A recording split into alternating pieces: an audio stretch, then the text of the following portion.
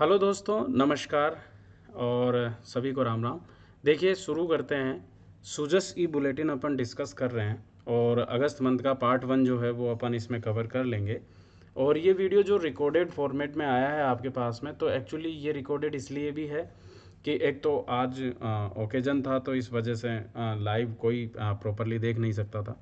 और दूसरा इसके पीछे एक रीज़न ये और है कि वीडियो में क्या है कि लाइव में आप लोग थोड़ी देर में रुकता था, उसमें वो लंबा चला जाता था 2.5 घंटे के लिए, 3 घंटे के लिए, इस तरीके से। लेकिन इसमें क्या होगा कि कम टाइम में आपका ये पूरा कवर भी हो जाएगा पार्ट 1, और साथ ही आप पॉज कर करके आराम से पॉइंट्स को लिख भी सकते हैं, मतलब तो आपको दोबारा देखने की फिर ज़रूरत नहीं पड़ेगी। और फिर भी समझ में नहीं आए तो दोबारा देख लेना एक बार, सुनने के लिए कई बार चीज़ें सुनी हुई होती है तो वो अच्छे से याद हो जाती है। तो ठीक है, शुरू करते हैं अपन सुजस ई बुलेटिन। इससे पहले हमने एक 2 महीने की ई बुलेटिन जो थी वो पूरी कवर कर ली है, और अगर कुछ उसमें कवर नहीं हुआ है जैसे जुलाई मंथ में, तो वो भी इसमें कवर हो जाएगा आपका। ठीक है, तो चलिए शुरू करते हैं।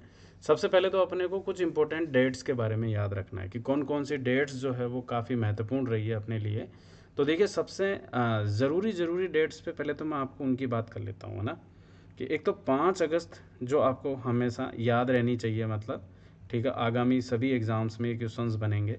एक 7 अगस्त जो काफ़ी महत्वपूर्ण है, एक आपकी 10 अगस्त जो काफ़ी महत्वपूर्ण है, इसके अलावा एक 11 अगस्त जो अपने आप में काफ़ी महत्वपूर्ण है। साथ ही अगर आप देखोगे 15 अगस्त, ये जो डेट्स है ना, ये जो मैं गोला लगा लिया, ये डेट्स तो इम्पोर्टेंट है मतलब। लेकिन इसके अलावा क्या है कि जैसे रिसेंट एग्ज़ाम्स जो आने वाले हैं, जैसे मान लो कोई एग्ज़ाम जो अक्टूबर या नवंबर में होंगे, तो उनके लिए ये काफ़ी इंपॉर्टेंट रहेंगे। आरएस के हिसाब से अगर अपन बात करें तो ये सारी डेट्स इंपॉर्टेंट हो जाएगी, है ना। तो सबसे पहले तो ये बात है कि 3 से लेकर 17 अगस्त तक अंगदान पखवाड़ा आयोजित किया गया, क्योंकि 3 अगस्त को जो है वो अंगदान दिवस के रूप में मनाया जाता है। तो 3 से 17, 15 दिन का टाइम जो था वो अंगदान पखवाड़े के रूप में मनाया गया था। ठीक है, उसकी बात अपन आगे करेंगे कभी सेकंड पार्ट में। दूसरा आ जाता है अगस्त।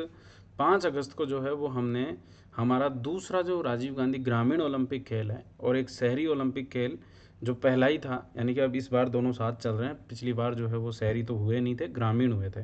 तो इस बार 5 अगस्त को एसएमएस स्टेडियम से इनकी शुरुआत कर दी, जिनके बारे में अभी अपन डिस्कस करेंगे। 7 अगस्त को नए ज़िलों का उद्घाटन कर दिया गया। थोड़ी सी अपन जानकारी लेंगे, लेकिन पूरा वीडियो जो है इनके बारे में अच्छी समझ के लिए वो अपन ने आगे बात कर ली थी, पहले बात कर ली, तो उस वीडियो को आप देख लेना। 9 से लेकर 15 अगस्त की अगर बात करें तो मेरा माटी मेरा देश अभियान जो है वो सेंट्रल गवर्नमेंट की तरफ से चलाया गया था। अपन उस पर थोड़ा सा डिस्कस कर लेंगे। 10 अगस्त की अगर अपन बात करें तो इंदिरा गांधी स्मार्टफोन जो है वो वितरण योजना चलाई गई, काफ़ी चर्चित योजना है। मुख्यमंत्री लोक कलाकार कल्याण प्रोत्साहन योजना जो है वो 11 अगस्त को शुरू की गई। और 12 अगस्त को जो है वो राज्य स्तरीय युवा महापंचायत का आयोजन हुआ था, उसकी भी अपन अलग से बात करेंगे, ठीक है। फिर आता है 15 अगस्त को अन्नपूर्णा फूड पैकेट योजना जो है वो शुरू हुई थी, जिसकी अपन बात कर लेंगे आगे। 16 अगस्त को जो है वो वात्सल्य फोस्टर केयर अभियान और बाल हक ई बॉक्स जो है वो सरकार की तरफ से लॉन्च किया गया था। बाद में 17 अगस्त को एक निर्माण अभियान चलाया गया आंगनबाड़ियों के लिए, जिसकी बात करेंगे आगे, समझाऊंगा मैं क्या है ये। 18 अगस्त को जो है वो सखी सम्मेलन हुआ, जो इम्पोर्टेंट है, यहाँ से क्वेश्चन बन सकता है कि कब आयोजित किया गया। राजीविका का एक सम्मेलन है जिसके अपन आगे डिस्कस करेंगे। 19-20 अगस्त को तीज उत्सव मनाया गया था। और ये इसलिए ज़रूरी हो जाता है क्योंकि जैसे मान लो अक्टूबर में, ऐसे तो आपको सबकी याद नहीं रखनी कब ऊँट महोत्सव मनाया गया, कब क्या मनाया गया, वो तो इतना इंपॉर्टेंट नहीं है। लेकिन अभी रिसेंट है ना, तो ये तो क्वेश्चन बन सकता है, मतलब, है ना। फिर 22 अगस्त को आ जाते हैं। 22 अगस्त को राजस्थान मिशन 2030 जो है वो लॉन्च किया गया था सरकार की तरफ से, जिसके बाद में अब संभागीय स्तर पर, जिला स्तर पर बैठकें आयोजित करेगी, कई लोगों से सरकार राय मशवरा करेगी, और फिर उसके बाद में एक विज़न डॉक्यूमेंट बना के प्रस्तुत करेगी, मतलब आने वाले टाइम में, ठीक है। 24 अगस्त की अगर अपन बात करें तो टीबी मुक्त राजस्थान का दूसरा अभियान, दूसरा चरण जो है वो शुरू कर दिया गया है। और एक 26 अगस्त को ही, मतलब ये अभियान नहीं है, एक ही दिन चलाया गया, सुरक्षित स्कूल सुरक्षित राजस्थान अभियान जो है वो काफ़ी महत्वपूर्ण अभियान था। ये शिक्षा विभाग की तरफ से ये शुरू किया गया, गुड टच और बैड टच की जानकारी बच्चों को प्रोवाइड करवाने के लिए, ठीक है। तो ये सब चीज़ें हमने डिस्कस की। अब कुछ डेट्स तो ज़रूर है, वो ज़रूरी है, वो इम्पोर्टेंट है, वो याद रखना है, जैसे 5, 7, 10, 11, 15, ठीक है। इसके अलावा 18, 22 और 26 और 24 मतलब ये कुछ डेट्स इंपॉर्टेंट है। बाकी डेट्स को आप थोड़ा थोड़ा करके जो है वो याद कर लेना, मतलब है ना, काम की रहेगी वो सारी चीज़ें। तो एक तो बात हमारी ये हो गई है। अब दूसरी बात करते हैं अपन। दूसरी चीज़ ये है कि मतलब रक्षाबंधन के उपलक्ष्य में जो है वो एक ऑफ़र चल रहा है। ऑफ़र ये है अनअकैडमी का कि 40% आपको छूट मिल जाएगी, आप कोई भी कोर्स ख़रीदते हैं तो उस पर। ये मेरा रेफरल कोड है मनीष लाइव, आप लगाएंगे तो आप ज्वाइन कर सकते हैं अनअकैडमी पे। आपको मेंस के सारे कोर्सेज जो मेरे करवाए वो मिल जाएंगे, ठीक है। चलिए, तो सबसे पहला पॉइंट अपना है राजीव गांधी ग्रामीण और शहरी ओलंपिक खेल 2023। 2023 के गेम्स जो हैं, पहले आपको पता है कि जो फर्स्ट गेम्स जो थे राजीव गांधी ग्रामीण ओलंपिक खेल, वो 29 अगस्त से हमारे राजस्थान में शुरू किए गए थे 2022 में, ठीक है। ये जोधपुर से शुरू हुए थे, लूनी नाम की जगह से, जोधपुर में, ठीक है। और लूनी से सरकार ने इसकी शुरुआत की थी और उसके बाद में आप देखोगे एक लंबे टाइम तक, लगभग 19 अक्टूबर तक ये गेम्स संचालित हुए थे। अब अगर अपन बात करते हैं तो 5 अगस्त से ये गेम्स शुरू हुए और ये गेम्स की जो शुरुआत हुई थी ये SMS स्टेडियम जयपुर से हुई थी, मतलब। तो एक पॉइंट तो ये हमारे काम का है कि कहाँ से शुरू हुए थे, ठीक है।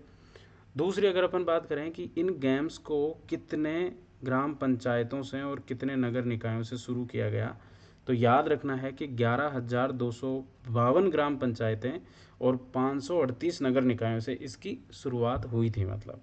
तो यहाँ से क्वेश्चंस हमारा बनने के चांसेस हैं, मतलब, है ना।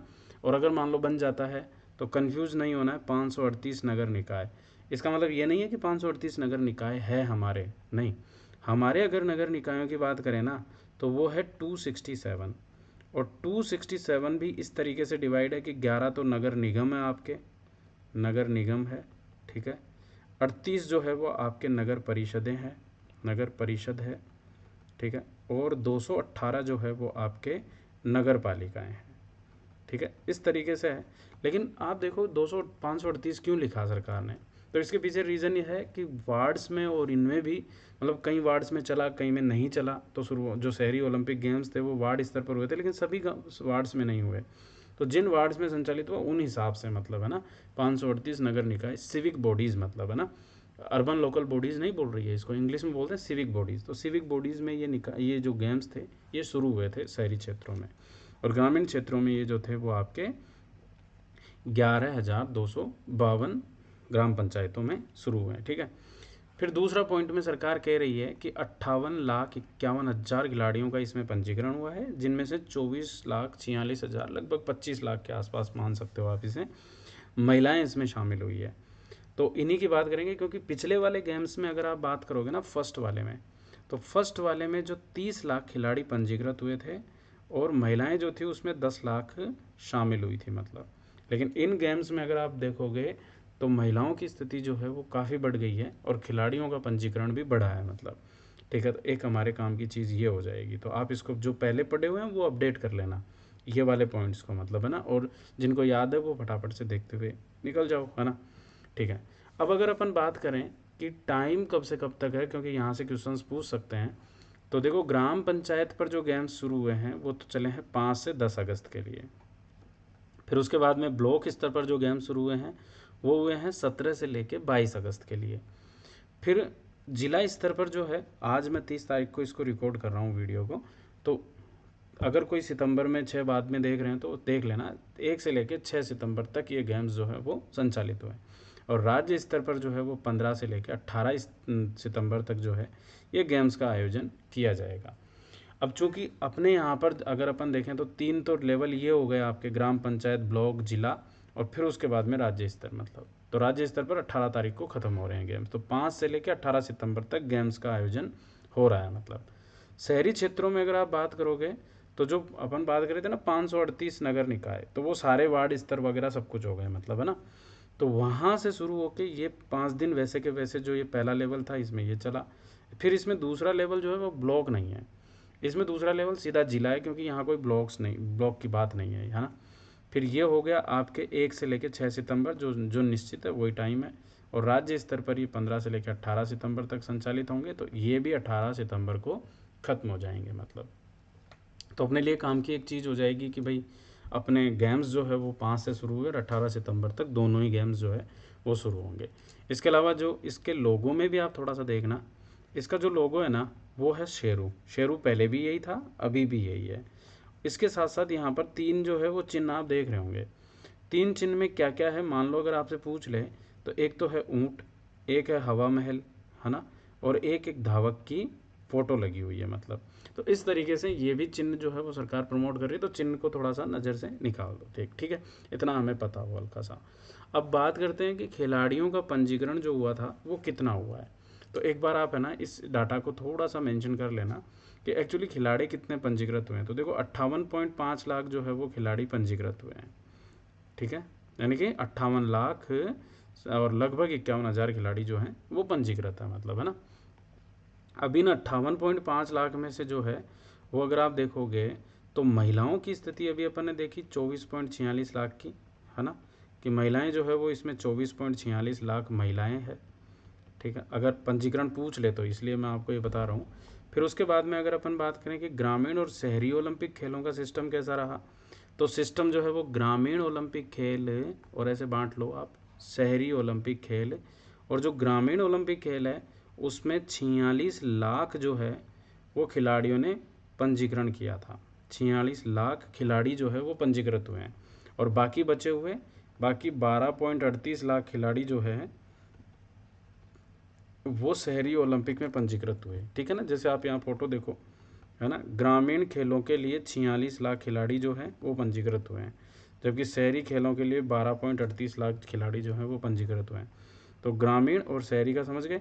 अब इसमें देखिए ग्रामीण खेलों में जो है ना वो महिला कितनी है, तो महिलाओं में आप ध्यान रखना 19 लाख महिलाएं जो है वो ग्रामीण खेलों में पंजीकृत है, जबकि शहरी खेलों में 4 पॉइंट कुछ मतलब 78 के आसपास है।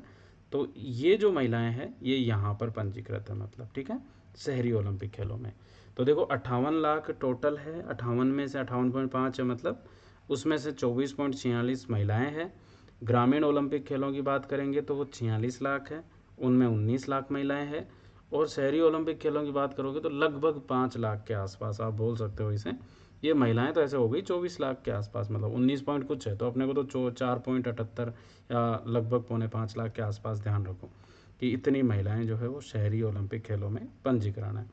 फिर दूसरी बात करोगे आप ग्रामीण खेलों में जो है वो किस किस जिले में सबसे ज़्यादा पंजीकरण हुआ है मतलब, तो जिले के लेवल पर जो है वो उदयपुर में सबसे ज़्यादा पंजीकरण हुए हैं ग्रामीण खेलों में मतलब।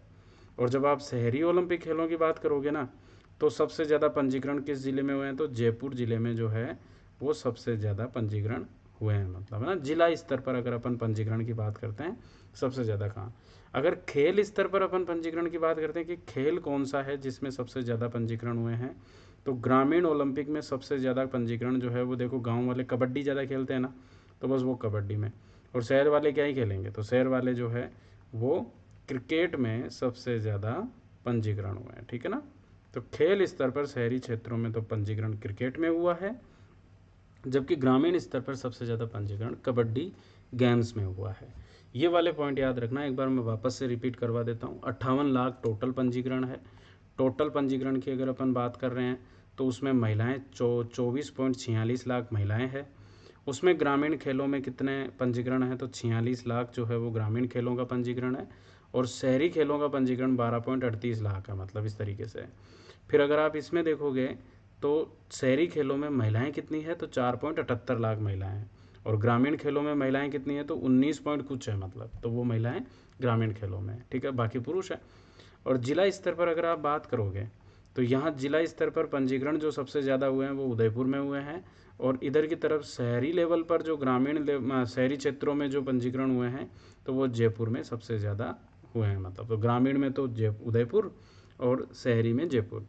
खेल की अगर आप बात करोगे तो खेल में ग्रामीण खेलों में जो है वो कबड्डी में, ग्रामीण के जो 7 गेम्स हैं उनमें कबड्डी में सबसे ज़्यादा पंजीकरण है, जबकि शहरी क्षेत्रों में जो है वो आपके क्रिकेट में सबसे ज़्यादा पंजीकरण हुए हैं। ठीक है ना, ये आपको याद रखना थोड़ा सा।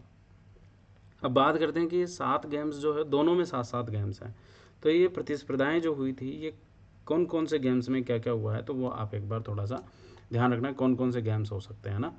तो यहाँ नीचे वाली फ़ोटो में आना, इससे थोड़ा आपको क्लियरिटी आएगी। ठीक है, देखो कबड्डी इसमें है, इसमें भी कबड्डी है। ठीक है, इसमें टेनिस बॉल क्रिकेट है, इसमें भी टेनिस बॉल क्रिकेट है, इसमें खो खो है, इसमें भी खो खो है, इसमें वॉलीबॉल है, इसमें भी वॉलीबॉल है, इसमें फुटबॉल है, इसमें भी फुटबॉल है। यानी कि ये 5 गेम्स जो है ये तो कॉमन गेम्स है मतलब दोनों के लिए। क्यों? क्योंकि सब में ही फुटबॉल है, सब में ही जो है वो हॉकी गेम्स जो था वो पहले हटा दिया है, ध्यान रखना है, उसकी जगह अब फुटबॉल जुड़ गया है। ठीक है, तो फुटबॉल है, वॉलीबॉल है, खो खो है, टेनिस बॉल क्रिकेट है और कबड्डी है। ये 5 गेम्स यानी कि कबड्डी, क्रिकेट, खो खो, वॉलीबॉल और फुटबॉल, पाँचों गेम्स तो दोनों में कॉमन है मतलब।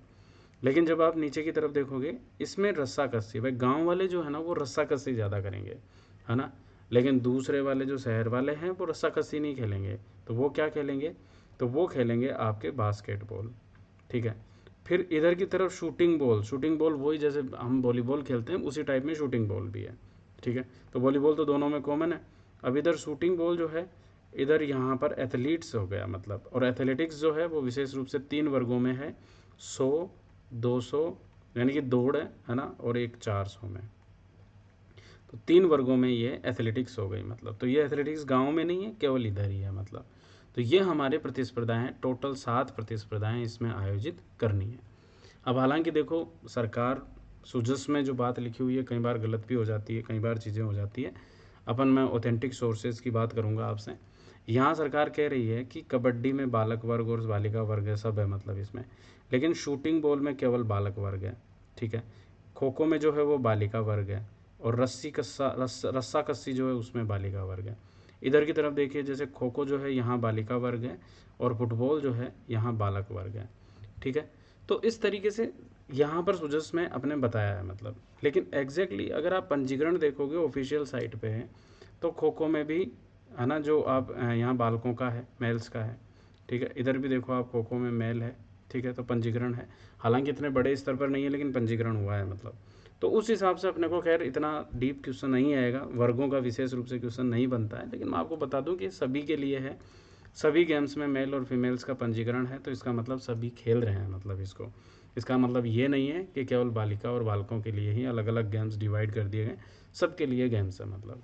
ठीक है ना, तो आप ये थोड़ा सा ध्यान रख लेना है कि कोई आपको वर्गीय विभाजन करने की ज़रूरत नहीं है। ठीक है, ये हो गए अपने 7 गेम्स के हिसाब से अगर अपन बात करते हैं तो। ठीक है, अब अगली बात करते हैं अपन कि हमारे जो ग्रामीण ओलंपिक खेल जो हैं, ठीक है, और हाँ एक और बात इसमें ध्यान रखना है इन्हीं गेम्स में कि 10 से लेके 82 साल तक के लोगों का इसमें पंजीकरण था। हालांकि देखो एज का कोई बैरियर नहीं है, लेकिन 82 साल हाईएस्ट इसमें पंजीकरण रहा है, और इसलिए भी किए हैं पंजीकरण क्योंकि फिर इससे ज़्यादा फिर वो ज़्यादा करेंगे तो फिर देखो दिक्कत हो जाएगी फालतू की, क्या मतलब बुढ़ापे में। तो उस चीज़ को लेके जो है वो इसको थोड़ा सा इन्होंने ये रखा। ठीक है, एक तो ये ध्यान रखना है। दूसरा, अब देखो हमारे नेशनल लेवल पर school games federation of India जो है वो 67th अपने नेशनल स्कूल्स गेम्स का आयोजन करेगा, नेशनल स्कूल गेम्स का आयोजन करने वाला है। ठीक है, और जब नेशनल स्कूल्स गेम्स की बात आ जाए तो याद रखना है कि 2023-24 के जो गेम्स आयोजित होने वाले हैं उसमें अपने राजस्थान को भी 6 गेम्स की मेज़बानी मिली है। ठीक है, तो क्वेश्चन मान लो यहाँ से पूछ ले कि बताइए राजस्थान को किन किन गेम्स की मेज़बानी दी गई है, तो देखना जोधपुर में तो टेनिस की मेज़बानी मिली है, जोधपुर में तो टेनिस का गेम होगा। ठीक है, बाड़मेर जो है वहाँ पर बास्केटबॉल, तो बा से बास्केटबॉल है ना, तो बा से बाड़मेर, बा से बास्केटबॉल। श्री गंगानगर जो है वहाँ जूडो।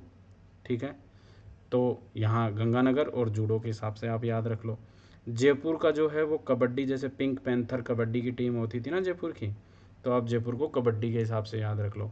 बीकानेर जो है वो वेट लिफ्टिंग, देखो बा का तो बा है और बी का बे है मतलब, है ना, तो बी बे या बेबी, आप जो जैसा याद रखो, आपको बेबी जल्दी याद हो जाएगा।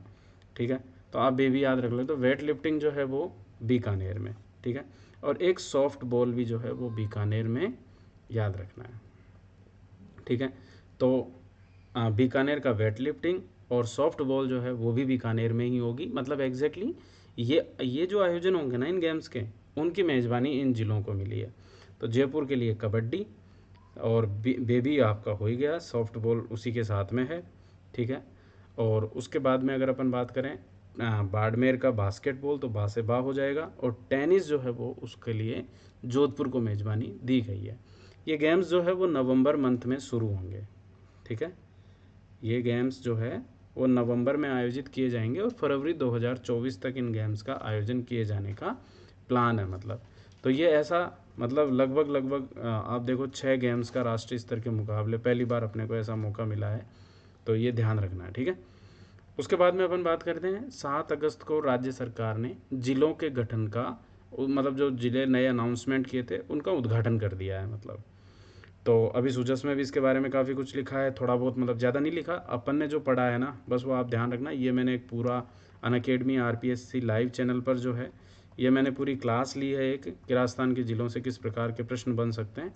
आप उस क्लास को ज़रूर देख लेना, 1 घंटे और 25 मिनट की। आप अगर स्पीड बढ़ा के देखेंगे तो आपको वो कम में ही पता लग जाएगा मतलब उसमें, तो ठीक है।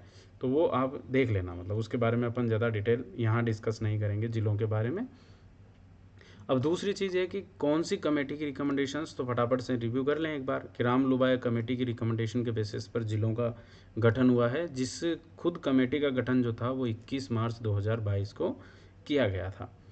फिर राज्य सरकार ने जो है वो 10 मार्च को जो है वो बजट अनाउंसमेंट किया था। 10 मार्च को अपने राजस्थान में बजट आया था, उसमें सरकार ने जिलों के बारे में नहीं बताया। लेकिन फिर जब बजट के बाद में क्या होता है, वित्त और विनियोग विधेयक प्रस्तुत किए जाते हैं, तो वित्त और विनियोग विधेयक पर चर्चा के दौरान सरकार ने जो है वो जिलों के अनाउंसमेंट कर दिए थे। तो 17 मार्च 2023 को जिलों का घोषणा हुई। कैबिनेट स्वीकृति 4 अगस्त को मिली और अधिसूचना 5 अगस्त को सरकार ने जारी कर दी। और ऐसे करके 7 अगस्त 2023 को हमारे नए जिलों का उद्घाटन समारोह आयोजित किया गया। और ऐसे में हमने 17 तो ज़िले बना लिए और 17 ज़िलों के साथ में 10 संभाग हमारे हो गए। क्यों? क्योंकि 19 ज़िले प्लस 3 संभागों के बारे में सरकार ने बोला था। तो यानी कि आपको वो पूरी जानकारी पता है, उस वीडियो को ज़रूर देखना, ठीक है। अब यहाँ देखिए कि 20 ज़िलों में सरकार ने परिवर्तन किया है वैसे तो, लेकिन सरकार जो है वो 18 ज़िलों का परिवर्तन मानती है ना। जैसलमेर में नोक जो है वो फलोदी के साथ जुड़ा, तो उसको सरकार मेंशन नहीं कर रही है। और उसके साथ ही जो है वो आपको बताया था कि बदनौर के साथ में जो है वो राजसमंद को थोड़ा सा ऐड किया, तो उसमें भी कोई परिवर्तन नहीं मान रही है। तो जब क्वेश्चन आ जाए कि कितने जिलों में परिवर्तन हुआ, तो 18 जिलों में सरकार ने परिवर्तन किए हैं, ठीक है। तो 17 ज़िले बन गए, 13 ADM कार्यालय, 35 SDM कार्यालय, इसके साथ साथ ही जो है वो 85 तहसीलों का और 125 उप तहसीलों का सरकार ने गठन किया इसी टाइम। तो 85 तहसील्स बनी, 35 जो है SDM कार्यालय, 13 ADM कार्यालय और 131 पटवार मंडल सरकार ने बनाए। इसके साथ ही सरकार ने पहले बताया 1284 राजस्व ग्राम, लेकिन अब जो है वो सरकार बता रही है, इस न्यूज़ में भी हमने पहले भी डिस्कस किया था कि यहाँ 1500 राजस्व ग्राम है। तो 1500 राजस्व ग्राम मान लो आप कि 1500 राजस्व ग्रामों का जो है वो सरकार ने गठन किया है। मतलब हमारे लिए ज़्यादा बढ़िया, उल्टा 1500 याद रखना है, ठीक है। तो ये सर्वाधिक तहसीलें जो है वो जयपुर ज़िले में बनाई गई। जयपुर ग्रामीण में 18 तहसीलें। सबसे कम तहसीलें जो है वो दूदू में 3 तहसील बनाई गई, एक मौजमाबाद, दूदू और एक भागी।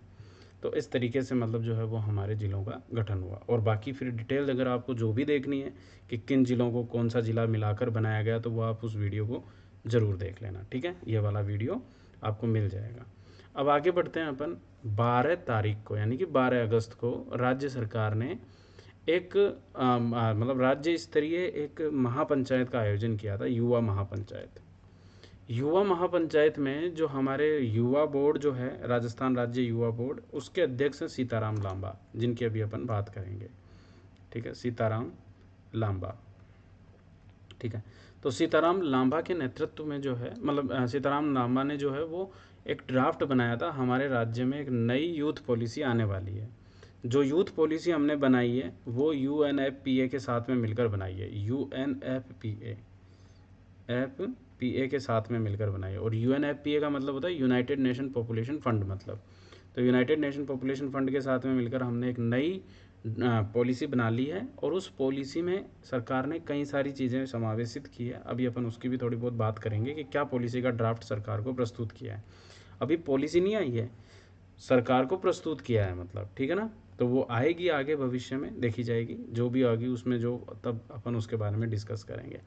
तो ये तो है राज्य स्तरीय युवा महापंचायत का आयोजन कहाँ हुआ, तो जयपुर में हुआ पहली चीज़। और दूसरा जो है वो इस दिन जो है वो सीताराम लांबा ने UNFPA के साथ में मिलाकर बनाई हुई हमारी युवा नीति का ड्राफ्ट जो है वो सरकार को, गहलोत साहब को सौंपा है मतलब। अब एक बार अपन थोड़ा सा युवा नीति के बारे में हल्की सी जानकारी ले लें। राजस्थान राज्य युवा नीति जो है वो अभी करंट में जो अपने चल रही है वो 2013 की चल रही है। मसौदा जो सरकार ने बनाया है वो 2022 का बनाया है, जिसका ड्राफ्ट अभी सरकार को सौंप दिया है मतलब। तो आप इसे 23 भी बोल सकते हो, एक ही बात है। राष्ट्रीय स्तर पर जो युवा नीति बनी है ये 2014 की है। और जब अपने युवा नीति बनी ना, तो राजस्थान राज्य पहला राज्य है जिसने देश में पहली बार युवा नीति बनाई। और आप यहाँ थोड़ा सा जो है वो हाईलाइट हो रखा है ना, इसको देखना। युवा बोर्ड अध्यक्ष श्री सीताराम लांबा ने कहा कि राजस्थान देश का पहला राज्य है कि जिसकी अपनी युवा नीति होगी नहीं, एक्चुअली हमारी पहले से भी है मतलब, है ना। तो यानी कि हम पहले स्टेट हैं जिनके पास में अपनी युवा नीति है।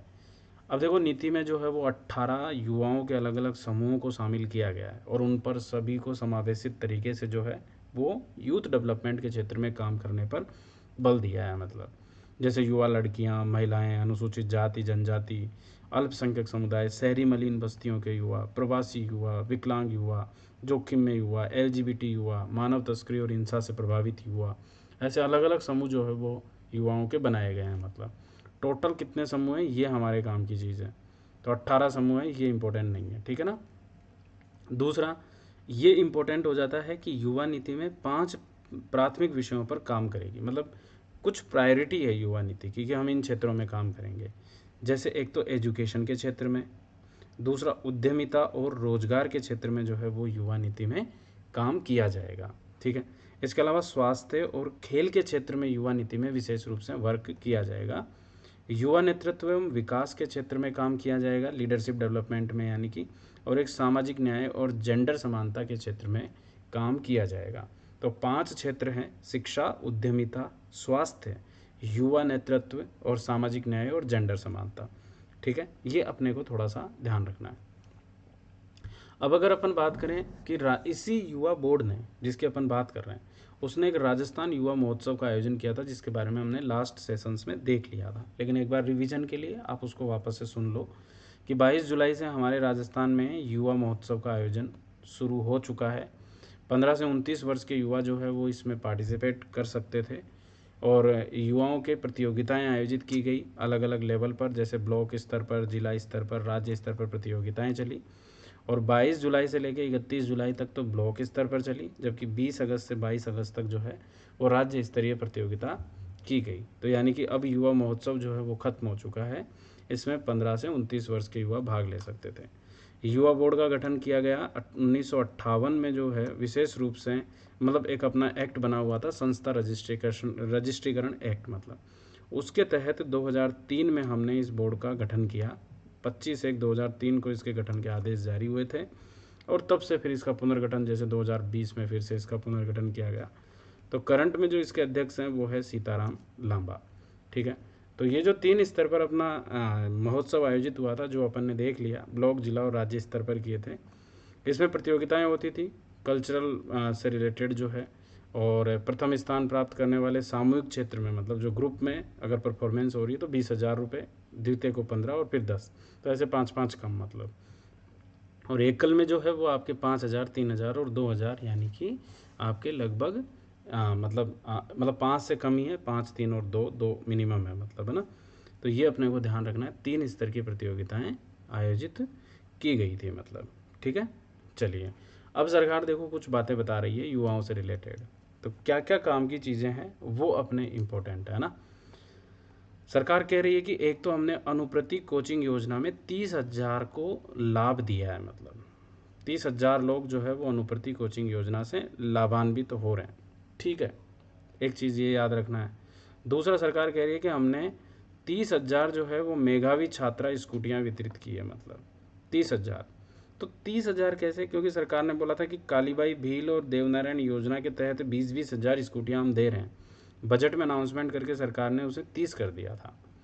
फिर Rajiv Gandhi youth excellence centre जो है वो जयपुर में निर्माण किया जा रहा है, तो यूथ एक्सीलेंस सेंटर आपके कहाँ बन रहा है, याद रखना है, यूथ एक्सीलेंस सेंटर जो है वो बन रहा है जयपुर में। मतलब फिर हर ज़िले में सरकार का प्लान है कि विवेकानंद यूथ हॉस्टल्स बनाने हैं मतलब, और साथ ही साथ राजीव गांधी जो मतलब एक्चुअली एक सरकार ने योजना चलाई है कि एक्सीलेंस को लेके एजुकेशन के मामले में अगर कोई भी व्यक्ति विदेश पढ़ना चाहते हैं तो राजीव गांधी है ना जो एजुकेशन एक्सीलेंस पर प्रोग्राम करके एक प्रोग्राम है, एग्जैक्टली मैं उसको प्रोनाउंस नहीं कर रहा हूँ।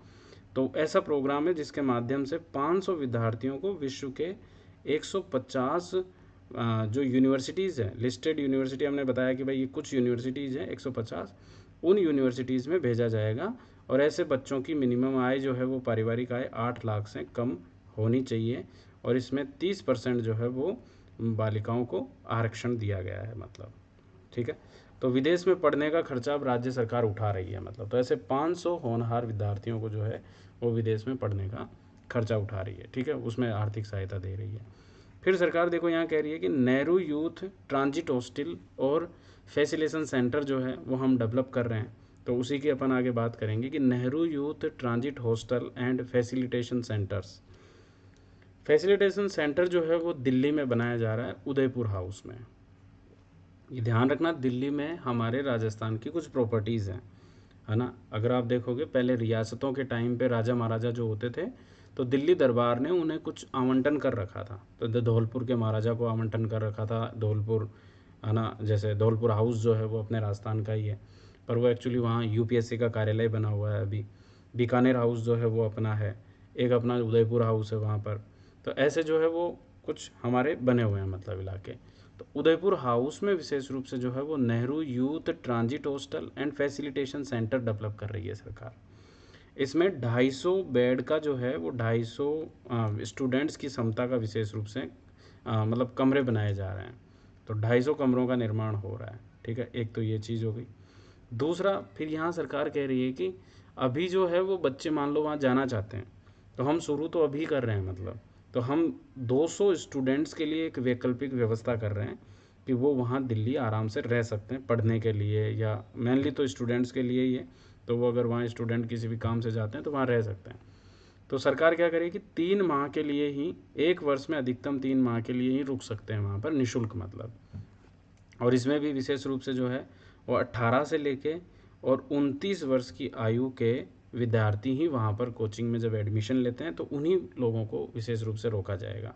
इसमें कुछ बाध्यताएं हैं कि जैसे कोचिंग सेंटर का प्रमाण पत्र भी बताना पड़ेगा 3 महीने अगर आपको वहाँ रुकना है। तो ऐसे एक वर्ष में 3 माह के लिए ही ये सुविधा वहाँ पर निःशुल्क की मिलेगी, ठीक है। तो ऐसे 18 से 29 वर्ष के युवा ही वहाँ पर ठहर सकते हैं। तो ये Nehru youth transit hostel and facilitation centre जो है वो उदयपुर में स्थापित, उदयपुर हाउस दिल्ली में स्थापित किया जा रहा है, ठीक है। एक तो ये हो गई। दूसरा, सरकार जो है एक प्रोग्राम चला रही है यूथ्स के लिए। ये प्रोग्राम है कि 10,000 युवा जो है वो अन्य राज्यों में भ्रमण के लिए सरकार की तरफ से भेजे जाएंगे निःशुल्क मतलब। आप देखिए कि 15 से लेके 29 वर्ष के युवा रहेंगे इसमें, जिनकी 12वीं में लगभग जो है वो 60% प्लस स्कोर उनका रहा हो, उन्हीं युवाओं को सरकार यहाँ पर भेजेगी। और ख़ास बात इसकी यह है कि युवाओं को सेलेक्ट करते टाइम पे सरकार ध्यान रखेगी कि खेल कूद साहसिक गतिविधियों से जुड़े हुए जो युवा हैं, जो जिला स्तर पर या राष्ट्रीय स्तर पर विजेता रहे हैं मतलब, उन युवाओं को हम थोड़ा कल्चरल एक्सपोजर के लिए बाहर भेजेंगे। तो योजना का नाम क्या रहेगा, योजना का नाम है राजीव गांधी युवा सांस्कृतिक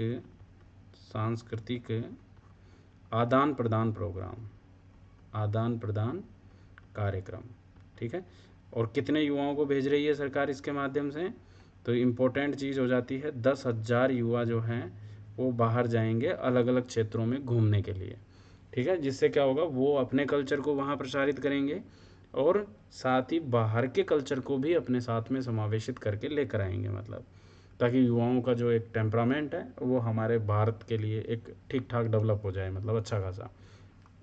तो 10,000 युवा राज्य सरकार भेजेगी और इसका संचालन भी वही यूथ बोर्ड के द्वारा ही किया जाएगा। तो राजीव गांधी युवा सांस्कृतिक आदान प्रदान कार्यक्रम, ठीक है। तो 15 से 29 वर्ष की आयु के युवा रहेंगे, राजस्थान का मूल निवासी होना चाहिए और प्रेफरेंस उन लोगों को दी जाएगी जो विशेष रूप से कलाकार रहे हैं, क्रिकेटर रहे हैं, मतलब क्रिकेटर क्या, मतलब किसी खेल में उत्कृष्ट कार्य किया है, एनसीसी वाले हैं, स्काउट वाले हैं, हिंदुस्तान गाइड वाले हैं, वो सब मतलब। तो देश को है ना ऐसे करके सरकार ने 5 भागों में डिवाइड किया है, मतलब अलग अलग में, कि भाई उत्तरी पूर्वी भारत के लिए तो इन क्षेत्रों में भ्रमण कराया जाएगा, है ना। ये खैर काम का नहीं है ना, एग्ज़ाम के पर्पज़ से हमारे काम का जानने के लिए तो ज़रूर याद रख सकते हो, ठीक है। उसके बाद में अब युवाओं को लेकर सरकार और क्या काम कर रही है। तो सरकार ने कहा कि देखो युवाओं में हम 50,000 जो है वो गांधी सेवा प्रेरकों की भर्ती करेंगे। अब आप इम्पोर्टेंट बात ये हो जाती है कि कितने प्रेरक सरकार भर्ती कर रही है और क्या करेंगे ये प्रेरक। एक्चुअली गांधी जी के सिद्धांत हैं, अहिंसा है, सर्वधर्म संभाव का है, और एक समावेशिता के साथ में सबको लेके आगे बढ़ने का, एक सेल्फ मतलब एक उसका है, मतलब अपने आप में कि जो है लोग इंडिपेंडेंट रहे, मतलब तो उन स्वराज के अभियानों को लेके और गांधी जी के जितने भी अच्छे अच्छे सिद्धांत हैं उन सभी सिद्धांतों को प्रचारित करने के लिए और उनको जन जन तक पहुंचाने के लिए गांधी सेवा प्रेरकों की सरकार भर्ती कर रही है। इसमें आवेदन मांगे गए थे, अभी 29 अगस्त तक आवेदन हो चुके हैं, मतलब इसमें 21 से लेके और 50 वर्ष के अभ्यर्थी जो हैं वो शामिल होंगे। 12वीं कक्षा उत्तीर्ण होना बहुत ज़रूरी है और चयन जो है वो साक्षात्कार समिति के द्वारा किया जाएगा। अब इम्पोर्टेंट बात है कि कौन से युवाओं को यहाँ पर लेगी, तो मेनली सरकार उन युवाओं को प्रेफरेंस देगी जो स्काउट गाइड, एनसीसी, नेहरू युवा केंद्र या इनसे जुड़े हुए लोग हैं, मतलब उनको विशेष रूप से यहाँ पर प्रेफरेंस देगी। और 1 वर्ष तक प्रति माह के हिसाब से 4500 रुपये सरकार इन्हें मानदेय प्रदान करेगी, ठीक है। तो स्काउट गाइड, एनसीसी, नेहरू युवा केंद्रों से जुड़े हुए बच्चों को प्राथमिकता दी जाएगी। और ये युवा जो है वो महात्मा गांधी पुस्तकालय जो सरकार बना रही है, संविधान केंद्र जो हमारे बन रहे हैं, उन संविधान केंद्रों और महात्मा गांधी पुस्तकालयों का संचालन करेंगे। मतलब देखिए अभी तक अपन ने पढ़ा कुछ डेट्स जो हमारे काम की है, हमारा जिलों का गठन हुआ उसके बारे में थोड़ी सी जानकारी ली, हमने देखा कि किस तरीके से राजीव गांधी ग्रामीण और शहरी ओलंपिक खेलों के बारे में क्या क्या फैक्ट्स हैं आपके काम के, वो हमने एक साथ कंपाइल करके देख लिया सारा। इसके साथ ही यूथ बोर्ड वाली बातें हमने डिस्कस की और उसका एक प्रोग्राम जो युवा महोत्सव आयोजित किया गया था, एक नेहरू यूथ ट्रांजिट और फैसिलिटेशन सेंटर की बात की, और एक गांधी सेवा प्रेरक, और एक हमने Rajiv Gandhi cultural exposure programme जो है उसके बारे में, राजीव गांधी सांस्कृतिक आदान प्रदान कार्यक्रम, इसके बारे में देखा। अभी सरकार ने बहुत सारी बात बताई है कि हमने देखो गांधी जी के विचारों को प्रसारित करने के लिए क्या क्या किया है, मतलब तो सरकार कह रही कि हमने शांति और अहिंसा विभाग का गठन किया और ऐसा विभाग गठित करने वाला राजस्थान पहला राज्य बना है। मतलब 2022 में हमने शांति और अहिंसा विभाग गठित किया था, शांति एवं अहिंसा विभाग, ठीक है, ये हमने गठित किया और ऐसा करने वाला राजस्थान पहला स्टेट बना है, मतलब ठीक है, ये ज़रूर याद रखना है। उसके बाद में आता है कि हमारे राजस्थान में अभी कई सारे एक्ट पारित हुए हैं, उन एक्ट्स में कुछ अधिकार हमें दिए गए हैं, कुछ एक्ट इम्पोर्टेंट थे, सभी की क्लास जो है, जैसे अधिकार तो मैंने आपको प्लस पे समझाए थे, बाकी जो और एक्ट भी हैं उनके बारे में मैं कंपाइल करके आपको ऐसा ही एक वीडियो और प्रोवाइड करवा दूंगा, ताकि जो जो एक्ट अभी पारित हुए हैं रिसेंटली, कितने हुए हैं, कितने क्या 2022 के क्या क्या पॉलिटिकल आस्पेक्ट से अपने को क्या देखना है, उसमें एग्ज़ाम के पर्पज़ से क्या रहेगा, वो सब आपको एक साथ मिल जाएगा। लेकिन अभी अपन एक बार ये बात कर लें इसकी, ठीक है। तो अपने राजस्थान में एक एक्ट पारित हुआ, राजस्थान प्लेटफॉर्म आधारित गिग कर्मकार विधेयक 2023, जो 24 जुलाई 2023 को पारित कर दिया गया था। क्योंकि हम युवाओं की बात कर रहे हैं तो वहाँ पर मैं ये बात कर रहा हूँ आपसे। इस विधेयक में 24 तारीख याद रखना पहले तो, ये ऐसा करने वाला राजस्थान देश का पहला राज्य बना है। मतलब अपने आप में ये बड़ी बात है कि गिग वर्कर्स कौन होते हैं। गिग वर्कर्स वो जो डोर स्टेप डिलीवरी, कैब वगैरह, प्लेटफॉर्म बेस्ड सर्विसेज प्रोवाइड करवाते हैं। जैसे पिज्ज़ा ऑर्डर करते हैं अपन तो एक बंदा लेके आता है अपने, तो स्विगी जोमेटो में काम करने वाले, ओला उबेर में काम करने वाले लोग जो मल्टीपल प्लेटफॉर्म्स पर काम करते हैं और उनकी कोई सोशल सिक्योरिटी नहीं होती। मतलब तो उस चीज़ को लेके सरकार काफ़ी लंबे टाइम से सोच रही थी कि इन लोगों के लिए कुछ कार्य किया जाना चाहिए, क्योंकि ये हमारी इकोनॉमी में एक बहुत बड़ा योगदान दे रहे हैं। मतलब और आने वाला टाइम जो होगा ना वो गिग वर्कर्स का ही है। मतलब क्योंकि गिग इकोनॉमी बड़े स्तर पर रोज़गार देती है और स्वतंत्रता बड़ी स्तर की होती है, बस एक सोशल सिक्योरिटी वाला एस्पेक्ट इसमें थोड़ा सा कमज़ोर दिखता है। तो डोर स्टेप डिलीवरी और कैब सहित अन्य ऑनलाइन प्लेटफॉर्म्स पर काम करने वाले जो वर्कर्स हैं उनके लिए ये विधेयक ध्वनि मत से विधानसभा में पास कर दिया गया है 24 जुलाई 2023 को। इसमें सरकार क्या करेगी, एक तो Rajasthan platform based gig workers welfare board का गठन कर रही है और एक गिग वर्कर्स के कल्याण के लिए 200 करोड़ रुपए का जो है वो फंड बना रही है। मतलब तो ऐसा करने वाला राजस्थान देश का पहला राज्य बन गया है। मतलब अब इसमें अगर अपन थोड़ी सी जानकारी लें एक्ट के बारे में, तो देखो एक्ट में लिखा है कि वर्तमान में राजस्थान में 4 लाख गिग वर्कर्स हैं और इन गिग वर्कर्स के लिए सरकार ने बोला है कि हम जो एक्ट पारित कर रहे हैं ना, जैसे ही एक्ट लागू हो जाएगा, अभी क्या मतलब राज्यपाल की अनुमति नहीं मिली है, तो जैसे ही अनुमति मिलेगी, अनुमति मिलते ही एग्रीगेटर जो रहेंगे यानी कि जो प्लेटफॉर्म वाले लोग हैं जैसे ओला वाला, उबेर वाले, तो वो 60 दिनों के भीतर भीतर अपने लोगों के बारे में जो भी कार्मिक वहाँ काम कर रहे हैं उनका डाटा तुरंत सरकार को प्रोवाइड करवाएंगे, ताकि सरकार उस डाटा के बेसिस पर जो है वो सामाजिक सुरक्षा कार्यक्रम संचालित कर सके। क्योंकि एक सरकार ने 200 करोड़ रुपए का फंड बना दिया, तो वो जो फंड होगा ना, उस फंड में पैसा आगे कैसे आएगा, तो जब हम पेमेंट करेंगे ना ओला उबेर वाले को, तो एक कल्याण सेस लगेगा, मतलब है ना, गिग वर्कर्स के मतलब सेस क्या, जैसे हमारे ऊपर एक सेस लग गया, जैसे 1 रुपया 8 कुछ भी, तो इस तरीके से जो सेस रहेगा ना वो सीधा इस कल्याण कोष में जाएगा। मतलब ठीक है, और इस कोष के माध्यम से फिर सरकार गिग वर्कर्स के लिए सामाजिक सुरक्षा कार्यक्रम संचालित करेगी। मतलब ठीक है, तो ये ध्यान रखना है। दूसरा, गिग वर्कर्स को किसी भी प्रकार की प्रॉब्लम नहीं हो, इसके लिए सरकार ने प्लान किया है कि भाई हम एक शिकायत निवारण तंत्र बनाएंगे और शिकायत निवारण तंत्र जो है वो गिग वर्कर्स बोर्ड के अधीन रहेगा और गिग वर्कर्स बोर्ड जो है वो कम्प्लीटली गिग वर्कर्स की सिक्योरिटी का काम करेगा। मतलब ठीक है, कोई भी शिकायत आएगी बोर्ड के समक्ष सुनी जाएगी, उसमें भी सरकार स्तर बनाने की बात कर रही है और साथ ही साथ बोर्ड को अधिकार दे रही है कि वो मॉनिटरिंग तंत्र डेवलप कर सके, मतलब गिग वर्कर्स के लिए। ये सारी बातें जो है वो सुजस ई बुलेटिन में है, वो हमने डिस्कस कर लिया है। ठीक है, अब उसके बाद में सरकार ने एक प्रोग्राम लॉन्च किया है अभी लेटेस्ट 10 अगस्त का, इंदिरा गांधी स्मार्टफोन योजना, जो कि राजस्थान में आईटी क्रांति के लिए सबसे महत्वपूर्ण योजना मानी जा रही है। मतलब और नेशनल इंटरनेशनल लेवल पर इस योजना की चर्चाएं भी हो रही है कि राजस्थान में सभी महिलाओं को जो है वो स्मार्टफोन वितरित किया जा रहा है। अब देखो सरकार का क्या प्लान है और ऑथेंटिक सोर्सेज के हिसाब से अपने को सारी चीज़ें ध्यान रखनी है। ठीक है, 1,35,00,000 महिलाओं को जो है वो सरकार ये स्मार्टफोन वितरित करेगी। मतलब इसमें दूसरे चरण के जो है वो 80 लाख लोगों को देगी, क्योंकि पहले चरण में जो है अभी जो पहला चरण सरकार ने चलाया है 10 अगस्त से, उस पहले चरण में सरकार ने बोला है कि हम 40 लाख महिलाओं को स्मार्टफोन वितरित कर देंगे। मतलब तो आप अच्छे से याद रखना है कि प्रथम चरण में कितने स्मार्टफोन वितरित किए गए, 40 लाख स्मार्टफोन जो है महिलाओं को जो है वो स्मार्टफोन वितरित किए जा रहे हैं। अब क्या इसमें स्मार्टफोन दे रहे हैं क्या? नहीं, अभी अपन उसकी भी बात करेंगे, थोड़ा सा सुन लो कि किनको जो है वो मिलेगा। मतलब है ना, पहले अपन उसकी बात कर ले फिर उसका भी समझेंगे कि उसमें कैसे क्या करेंगे, है ना। अब देखो प्रथम चरण में जो है वो किस किस को फ़ोन वितरित किया जाएगा, तो देखो सरकारी स्कूलों में 9वीं से 12वीं कक्षा की अध्ययनरत छात्राएँ, दूसरा उच्च शिक्षण संस्थानों में अध्ययनरत छात्राएँ, इसके अलावा विधवा एकल नारी पेंशन प्राप्त कर रही है जो महिलाएं, उनको मिलेगा।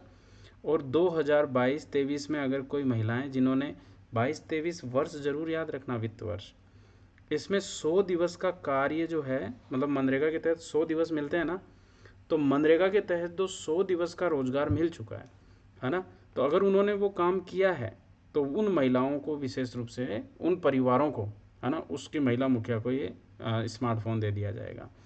और 2022-23 में ही इंदिरा गांधी शहरी रोजगार गारंटी योजना के तहत अगर किसी महिला परिवार ने जो है वो 50 दिन का काम पूरा किया है तो उसकी महिला मुखिया को ये मिल जाएगा।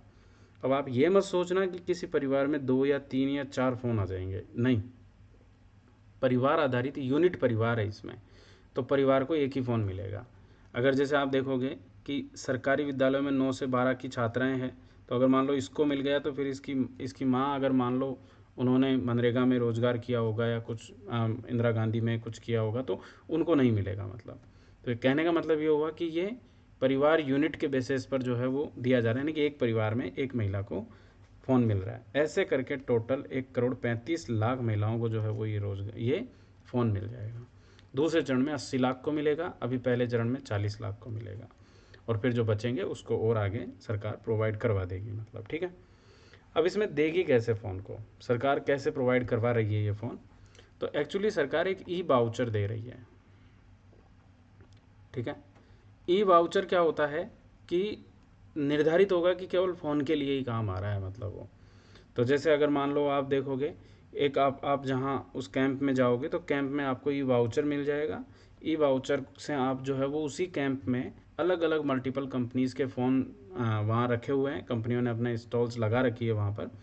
तो वहाँ जाके आप जो है वो ई वाउचर को दिखाओगे और उस ई वाउचर से जो है वो आपको फ़ोन मिल जाएगा। तो सरकार ने जो यहाँ पर रेट डिसाइड किया ना, वो सरकार बोली कि हम ई वाउचर जो है वो दे रहे हैं 6,800 रुपये का, ठीक है।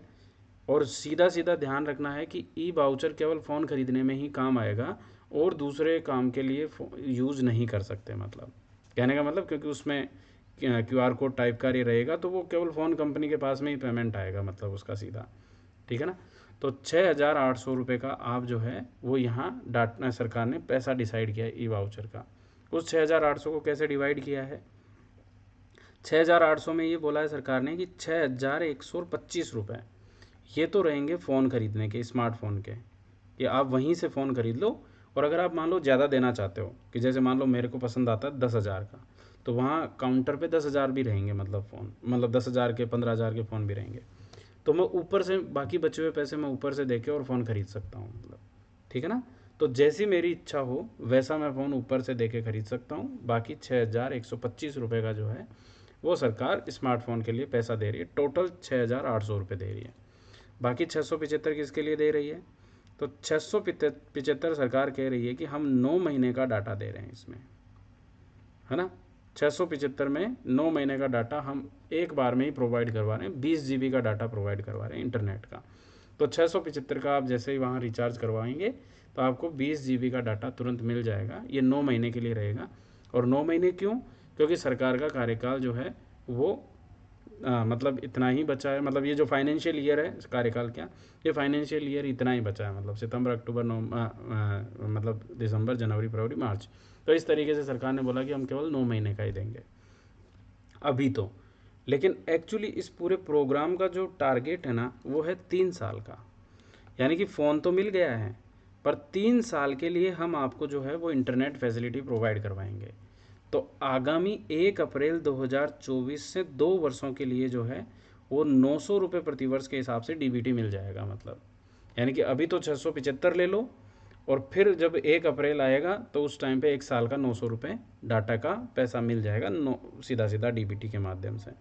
और फिर उसके बाद में एक बार 900, तो ऐसे करके 3 साल का जो है वो सरकार प्रोवाइड करवा रही है। देखा जाए तो सरकार जो है वो 2 साल और 9 महीने का करवा रही है, लेकिन आपको ये ध्यान रखना है कि मतलब 3 साल का हो रहा है मतलब। तो इसका मेन उद्देश्य जो है वो 3 साल के लिए इंटरनेट फैसिलिटी युक्त स्मार्टफोन वितरित करना है। अब जो 80 लाख बचेंगे ना, उस 80 लाख को सरकार ऐसे कह रही है कि या तो हम फ़ोन बांट दें, नहीं बांटे तो आपको गारंटी कार्ड दे देंगे। तो गारंटी कार्ड से आपको भविष्य में फ़ोन मिल जाएगा, इसकी टेंशन मत लो, ठीक है। तो ये रहेगा, ये देखिए 3 साल की इंटरनेट कनेक्टिविटी के साथ में फ़ोन वितरित किए जा रहे हैं। प्रथम चरण में 40 लाख महिलाओं और छात्राओं को स्मार्टफोन देने की शुरुआत कर दी है सरकार ने। और मुख्यमंत्री ने डिजिटल सखी हैंडबुक भी लॉन्च की है। ये डिजिटल सखी हैंडबुक क्या है, यानी कि फ़ोन में ये मतलब उस किताब में दिखाया गया है कि कैसे फ़ोन को चलाना है, कैसे क्या करना है, ताकि वो खुद सीख सके महिला, फ़ोटोज़ के माध्यम से, कार्टून के माध्यम से, ऐसा बताया गया है उसमें, ठीक है। तो ये सीखो डिजिटल सिखाओ डिजिटल का विमोचन किया एक हैंडबुक है, ठीक है। तो ये अपने को ध्यान रखना है। दूसरा एक प्रोग्राम सरकार ने लॉन्च किया है जिसके बारे में हमने पहले भी डिस्कस किया, लेकिन ये 11 तारीख को 11 अगस्त को राज्य सरकार ने मुख्यमंत्री लोक कलाकार प्रोत्साहन योजना, है ना, मुख्यमंत्री लोक कलाकार प्रोत्साहन योजना की शुरुआत कर दी है, ठीक है। अब इस योजना के माध्यम से क्या होगा, देखो ध्यान रखना, इस योजना के 2 एस्पेक्ट हैं। एक एस्पेक्ट है लोक कलाकारों को जो है वो 100 दिवस का रोज़गार देना, 100 दिवस का रोज़गार। और 100 दिवस का रोज़गार कहाँ देंगे, तो जो सरकारी कार्यक्रम रहेंगे, सरकारी योजनाएं रहेगी, उनके प्रमोशन के लिए कार्यक्रमों में, इनमें अलग अलग जगहों पर मतलब उन्हें है ना, प्रमोट किया जाएगा।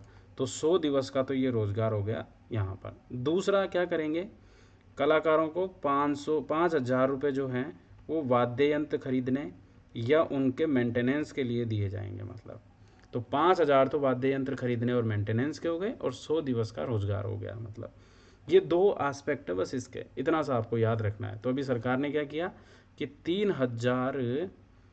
3,000 कलाकारों के खाते में जो है वो 1 करोड़ रुपए की राशि जो है वो डीबीटी कर दी है। मतलब है ना। तो 11 अगस्त को ये योजना शुरू हुई, मुख्यमंत्री लोक कलाकार प्रोत्साहन योजना, 100 दिवस का रोजगार, 5,000 रुपये डीबीटी, है ना। और डीबीटी जो है वो वाद्य यंत्र के लिए की जा रही है, उसके मेंटेनेंस के लिए और ख़रीदने के लिए। और ऐसे करके 3,000 कलाकारों के खाते में 1 करोड़ रुपए जो है वो डीबीटी कर दी गई है। मतलब ठीक है, ये है हमारी लोक कलाकार प्रोत्साहन योजना। फिर 15 अगस्त से हमारा एक प्रोग्राम शुरू हुआ, 1.04 करोड़ परिवारों को हर महीने फूड पैकेट वितरित किए जाएंगे। आप डाटा जरूर याद रखना, इम्पोर्टेंट है ना ये वाला। 1.04 करोड़ परिवार, ठीक है, हर महीने फूड पैकेट मिलेंगे। और शुरुआत कब से हुई है, 15 अगस्त से इसकी शुरुआत सरकार ने कर दी है। फूड पैकेट जो है वो पीडीएस के माध्यम से दिए जा रहे हैं। और फूड पैकेट में होगा क्या, किस तरीके से मिलेगा, राशन डीलर्स जो हैं वो प्रोवाइड करवा रहे हैं। तो फूड पैकेट में टोटल मिला के 4 किलो और 250 ग्राम का जो है वो सामान रहेगा। मतलब तो 4 किलो और 250 ग्राम का सामान जो है वो किस तरीके से डिवाइड कर रखे हैं कि 1 लीटर तो दिया जाएगा सोयाबीन का रिफाइंड तेल, दूसरा 1 किलो जो है वो दिया जाएगा आयोडीन नमक, ठीक है। चीनी जो है वो 1 किलो, दाल जो है चना दाल जो रहेगी, ऐसे नहीं मूंग अरहर तूर इनकी नहीं, चना दाल देंगे, वो 1 किलो जो है वो चना दाल दी जाएगी। तो ऐसे करके 4 किलो तो ये हो गया, यानी कि 1 लीटर प्लस 3 किलो। फिर धनिया पाउडर दे रही है सरकार 100 ग्राम, मिर्च पाउडर 100 ग्राम, और हल्दी जो है वो 50 ग्राम प्रोवाइड करवा रही है। ऐसे करके हमारे पास में जो है वो 4 किलो 250 ग्राम का पूरा पैकेट बन के आ जाता है। मतलब ठीक है। तो एक तो ये ध्यान रखना है कि क्या क्या इसमें प्रोवाइड करवाया जा रहा है, सोयाबीन, आयोडीन नमक, चीनी और चना दाल, ठीक है। साथ ही धनिया पाउडर, मिर्च पाउडर, हल्दी पाउडर, जो इसेंशियल होता है ना मसालों में वो चीज़ें, मतलब जीरा वीरा ये नहीं है मतलब इसमें, ठीक है। ये तो हो गया। दूसरा देखो सरकार ने क्या किया है कि राशन डीलरों को ये बोल रहे हैं कि आप लोग ऐसा करो कि आपको जो कमीशन मिलता है ना पर पैकेट का, वो हम 4 रुपये से बढ़ाकर 10 रुपये देंगे। सही सही से बांट लो, हम आपको 4 रुपये से बढ़ाकर 10 रुपये पर पैकेट कमीशन प्रोवाइड करवाएंगे। मतलब और कितनों को दे रही है, तो 1.04 करोड़ परिवारों को सरकार ये पैकेट प्रोवाइड करवा रही है। अब एक इम्पोर्टेंट बात इसमें एडिशन कर लेना है, ये तो सारे के सारे जो थे ना वो हैं एनएफएसए के, क्योंकि पीडीएस से पहले से ही मिलता है। तो पीडीएस से जो अन्न मिलता है उस अन्न के साथ में ये भी मिल रहा है। मतलब लेकिन अब एनएफएसए 2013 की जो 32 श्रेणियां हैं उनको ये सबको मिल रहा है, लेकिन सरकार ने बोला कि हम ऐसा करेंगे, इसी के तहत जो कोविड-19 के टाइम पे, यानी कि कोविड-19 के समय जो है वो हमने 5500 रुपये कुछ परिवारों को जो है वो एक्स ग्रेशिया दिया था, ठीक है। यानी कि कुछ अनुदान दिए थे, 5500 रुपये की सहायता दी थी अलग अलग किस्तों में, मतलब कुछ परिवारों को। तो वो जो परिवार जो पंजीकृत है ना उसमें जो थे, मतलब उस टाइम पे दिए थे, वो भी इसमें ऑटोमेटिकली शामिल हो गए हैं। मतलब तो यानी कि उनको भी हम प्रोवाइड करवाएंगे, ये अनाउंसमेंट सरकार ने इसी दिन किया। मतलब तो ध्यान रखना है, 1.04 करोड़ परिवारों को हर महीने फूड पैकेट वितरित कर रही है, ये तो डाटा है। लेकिन इसमें एक्स ग्रेशिया वाले भी शामिल हो गए हैं जो सरकार ने प्रोवाइड करवाए थे पैसे, है ना, उन्हें, ठीक है। एनएफएस से कोई मिल रहा था, पहले तो प्लान इसी का ही था, लेकिन बाद में सरकार ने 15 अगस्त को अनाउंसमेंट इसका भी कर दिया। अब दूसरा जो है वो पीडीएस से रिलेटेड एक और योजना सरकार ने शुरू की है, ठीक है। योजना क्या है, स्मार्ट पीडीएस योजना। अभी अभी मंत्रिमंडल ने इसकी मंजूरी दे दी है। स्मार्ट का मतलब क्या है, scheme for modernisation and reforms technology in public distribution system, यानी कि स्मार्ट पीडीएस। यहाँ क्या किया जाएगा, एक तो देखो यहाँ पीडीएस में हर स्तर पर जो है वो टेक्नोलॉजी का यूज़ किया जाएगा, ताकि लीकेज जो, क्योंकि पीडीएस के माध्यम से भ्रष्टाचार बड़े स्तर पर होता है, तो इसको रोकने के लिए, ताकि लीकेज कम हो, अब जो लाभार्थी है उस लाभार्थी तक उसका जो लाभ है वो पहुंच जाए, पीडीएस के माध्यम से नगद गैर नगद सभी प्रकार के लाभ प्रोवाइड करवाए जाते हैं। तो वो सारी सुविधाएं जो है वो व्यक्ति को टेक्नोलॉजी के माध्यम से, तो cloud infrastructure, control and command centres, technical enhancement, ये सब चीज़ें यहाँ पर डेवलप की जाएगी। तो ये रहेगा scheme for modernisation and reforms technology in public distribution system. ठीक है, उसके बाद में सरकार ने एक छोटा सा अनाउंसमेंट ये है, ध्यान रखना है ना, कि अब मिड डे मील्स की मॉनिटरिंग में जो है वो माताएं भी भागीदार बनेगी। तो ये एक इम्पोर्टेंट बात हो जाएगी भाई, अपन खाद्य सुरक्षा के क्षेत्र में देख रहे हैं ये चीज़ें। तो मिड डे मील्स की मॉनिटरिंग में कैसे कि 5 बच्चे, मतलब स्कूल के कोई भी ऐसे 5 बच्चे जिनकी माताएं जो है, यानी कि लगभग 5 माताएं, है ना, उन माताओं को स्कूल में आमंत्रित किया जाएगा पर डे। ठीक है, वो आके क्या करेगी, वो देखेगी कि जो दूध वितरित किया जा रहा है बच्चों को वो कैसा है, उसको चखेगी। जो मिड डे मील के तहत खाना प्रोवाइड करवाया जा रहा है वो खाना चखेगी, ताकि किसी भी तरीके से भाई टेस्ट में या कोई और प्रॉब्लम तो नहीं है। मतलब ये सब करने के लिए, ताकि उनकी एक होता है ना कि किसी प्रोग्राम के इम्प्लीमेंटेशन में जनता की भागीदारी सुनिश्चित करना, ताकि ठीक और स्वस्थ जो खाना है, स्वच्छ खाना जो है वो बच्चों को प्रोवाइड हो सके। इसके लिए तो सरकार ने ये फैसला ले लिया है। मतलब दूसरा ये और किया है कि अब हम न्यूट्री गार्डन्स विकसित करेंगे, यानी कि न्यूट्रिशन गार्डन विकसित करेंगे स्कूल्स में। उसमें जैसे सब्जियां वगैरह उगाएंगे, तो वो जो सब्जियां उगेगी वो फिर मिड डे मील्स के खाने में काम में आ जाएगी, मतलब, है ना। तो ऐसा सरकार का प्लान है। तो मिड डे मील्स की मॉनिटरिंग में माताओं की भागीदारी जो है वो सुनिश्चित कर रही है सरकार। दूसरा, आंगनबाड़ी केंद्रों के लिए सरकार ने ये बोला है कि भाई अब हम आंगनबाड़ी केंद्रों में भी 2 सेट जो है वो निःशुल्क प्रोवाइड करवाएंगे। भाई अभी तो कक्षा 1 से लेकर 8 तक के लिए था ये व्यवस्था, ठीक है, जिसमें 2 सेट निःशुल्क दिए जाते थे और साथ ही 200 रुपये सिलाई के मिलते थे। ठीक है, लेकिन अब सरकार ने बोला कि अब ऐसा नहीं है, हम आंगनबाड़ी के लिए 3 से 6 वर्ष के जो बच्चे हैं उनको भी यूनिफॉर्म मिल सके, मतलब, तो उन बच्चों के लिए भी हम अब 2 सेट जो है वो निःशुल्क देंगे और वही 200 रुपये डीबीटी दे दी जाएगी, मतलब, है ना। तो उससे सिलाई विलाई करवा सके, मतलब। तो ये याद रखना है कि आंगनबाड़ी केंद्रों के बच्चों को भी अब 2 सेट निःशुल्क मिलना शुरू हो गए हैं, मतलब। ठीक है, क्लियर है। पहले से ही सरकार प्रोवाइड करवा रही है 200 रुपये डीबीटी 1 से 8 तक के बच्चों को और 2 सेट निःशुल्क। अब ये और 3 से 6 वर्ष के बच्चों को भी प्रोवाइड करवाएगी आंगनबाड़ी केंद्रों में। ठीक है, मंजूरी मिल गई है गवर्नमेंट की तरफ से। ठीक है, अगला आ जाओ। आंगनबाड़ी केंद्रों में स्मार्ट टीवी लगाने के लिए, आंगनबाड़ी केंद्र स्मार्ट बने, इसके लिए विशेष रूप से सरकार ने प्लान किया है। तो एक योजना चलाई है, निर्माण योजना। कौन सी योजना है? निर्माण योजना सरकार ने संचालित की है और इस निर्माण योजना के माध्यम से आंगनबाड़ी केंद्रों में स्मार्ट टीवी लगाए जाएंगे, मतलब। ठीक है, स्कूलों में तो लगाए गए ही हैं। अब 1502 ऐसे आंगनबाड़ी केंद्रों को चिन्हित किया है सरकार ने, ताकि उनको स्मार्ट बनाने का प्लान किया है। तो निर्माण अभियान किससे संबंधित है, हाल ही में संचालित किया गया है, तो ये संचालित हुआ है आपके आंगनबाड़ी केंद्रों से रिलेटेड। ठीक है, ये पॉइंट अपने को याद रखना, मोस्ट इंपॉर्टेंट है ना। क्वेश्चन बन सकता है निर्माण योजना किससे रिलेटेड है ना, हमें लगेगा कि कोई मकान बनाने से रिलेटेड होगी। ठीक, उसके पहले हमने लास्ट वाले सेशन में एक चीज़ डिस्कस की थी, सामाजिक सुरक्षा, यानी कि इन्हीं आंगनबाड़ी केंद्रों को नंद घर के रूप में सरकार विकसित कर रही है और उसके लिए हमने अनिल अग्रवाल फाउंडेशन के साथ में MOU किया है। जो वेदांता वाले अनिल अग्रवाल हैं उनके साथ में हमने ये MOU साइन किया है। तो सरकार का प्लान है कि हम 8000 नंदघर बनाएंगे 13 जिलों में। ठीक है, तो 13 जिलों में 8000 नंदघर विकसित करने के लिए अनिल अग्रवाल फाउंडेशन के साथ में सरकार ने समझौता कर लिया है, मतलब। ठीक, बोलो, ये याद रखना आपने को ना, 8000 नंदघर विकसित किए जाएंगे। हालांकि 976 बन गए हैं और आगे और डेवलप किए जा रहे हैं। आप देख रहे होंगे ये फ़ोटो, है ना, नंदघर इस टाइप में, बहुत ही मॉडर्न तरीके से हम आंगनबाड़ी केंद्रों को डेवलप कर रहे हैं। ठीक है, उसके साथ ही जनजातीय क्षेत्रों में, है ना, ध्यान रखना, माँ बाड़ी केंद्रों का निर्माण किया जा रहा है। ठीक है, ये तो आंगनबाड़ी केंद्रों की बात आ गई।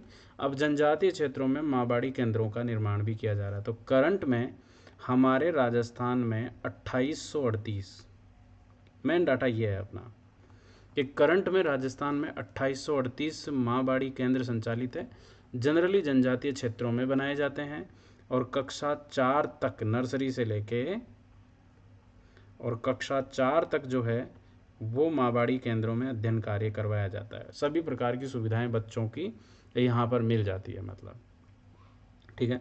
तो माँबाड़ी केंद्र जनजातीय इलाकों में, ठीक है, कितने हैं? 2838 माँबाड़ी केंद्र अपने बने हुए हैं, अभी करंट में संचालित है। नर्सरी से लेकर कक्षा 4 तक की एजुकेशन जो है वो यहाँ प्रोवाइड करवाई जाती है।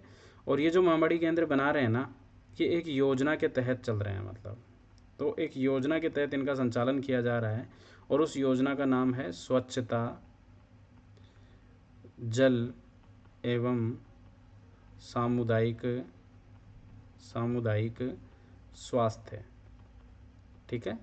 तो स्वच्छता जल एवं सामुदायिक स्वास्थ्य योजना के तहत विशेष रूप से इनका संचालन किया जा रहा है मतलब, तो ये राज्य सरकार की योजना है स्वच्छता जल एवं सामुदायिक स्वास्थ्य योजना। तो 2838 माँबाड़ी केंद्र नर्सरी से कक्षा 4 तक की सुविधाएं मतलब एजुकेशन की, और योजना है स्वच्छता जल एवं सामुदायिक स्वास्थ्य योजना, ठीक है। बोलो, तो यहाँ तक आपको समझ में आ गया होगा। उसके बाद में अब जो अपन ने स्कीम्स देखी है ना, अभी राज्य सरकार की 2 ऐसी स्कीम्स हैं जिनके बारे में टाइम्स पत्रिका जो उसकी खबर छपी है मतलब, ये अपने आप में इम्पोर्टेंट है ये। तो जो अमेरिका की टाइम्स पत्रिका है, विश्व की प्रतिष्ठित पत्रिका होती है, तो उसका मंथली एडिशन जो आता है, उस मंथली अलग अलग टाइप की होती है। देखो ऐसा नहीं है कि एक पत्रिका है, उसके अलग अलग। तो उसने एक अपना एडिशन निकाला था most important places on earth मतलब, है ना, most important place on earth, ठीक है। ये एडिशन था इसका अलग एक मतलब। तो इस एडिशन में इसने क्या है, राजस्थान के बारे में बताया और राजस्थान की कुछ योजनाओं का जिक्र किया है इसने कि काफ़ी शानदार जो है वो योजनाएं चल रही है। तो एक तो योजनाएं हो गई इसने, जैसे अन्नपूर्णा फूड पैकेट योजना के बारे में जिक्र किया, ठीक है, फूड पैकेट योजना जो अभी अपन ने पढ़ी। और एक जो है वो स्मार्टफोन वितरण योजना, स्मार्टफोन वितरण योजना जो है इंदिरा गांधी वाली, तो उस योजना के बारे में इसने जिक्र किया। इन्होंने एक टैगलाइन लिखी कि Rajasthan a symbol of efficient economic management, ठीक है। और उसमें विशेष रूप से ये बात बताई मतलब राजस्थान के लिए, यहाँ ऊपर लिखा है राजस्थान, यहाँ देखिए आप टैगलाइन है, Rajasthan a symbol of efficient economic management, effective catalyst for women's empowerment, है ना। ये एक लेख था जिसमें मुख्यमंत्री अशोक गहलोत साहब की फ़ोटो है, साथ ही आप ये लोगो देख रहे होंगे स्मार्टफोन वितरण योजनाकार या अन्नपूर्णा योजनाकार, इनका इसके बारे में जिक्र किया। और साथ ही ये भी जिक्र किया कि जो अभी गिग प्लेटफॉर्म्स वर्कर्स के लिए हमने जो व्यवस्था की है, तो उस एक्ट के बारे में भी बताया, कितना बढ़िया एक्ट बनाया है मतलब, ठीक है। तो विश्व में ऐसे गिग प्लेटफॉर्म वर्कर्स के लिए जनरली एक्ट नहीं है, राजस्थान ही ऐसा है जिसने ऐसा काम किया है मतलब। तो ठीक है, तो टाइम्स पत्रिका में ये चर्चा हुई है जो हमने स्कीम्स पढ़ी है उसके बारे में, ठीक है। फिर सरकार ने एक स्कीम का अनाउंसमेंट किया, है ना। अभी अपन ने अन्नपूर्णा की बात करी ली, सारी चीज़ें पढ़ी ली, अब बात कर रहे हैं अपन सखी सम्मेलन की। और सखी सम्मेलन ने सरकार ने क्या क्या अनाउंसमेंट किए थे उसमें, उनके बारे में भी पढ़ेंगे। तो सबसे पहले तो ये जान लें कि एग्जैक्टली ये सखी सम्मेलन जो है वो है किसका, कब हुआ था। 18 अगस्त 2023 को ये सखी सम्मेलन आयोजित किया गया था। और किसने किया था, तो ये राजस्थान ग्रामीण आजीविका विकास परिषद बनी हुई है अपने, राजीविका जिसे अपन बोलते हैं, उसका ये सखी सम्मेलन था। राजीविका का गठन हुआ था अक्टूबर 2010 में ग्रामीण विकास विभाग के तहत।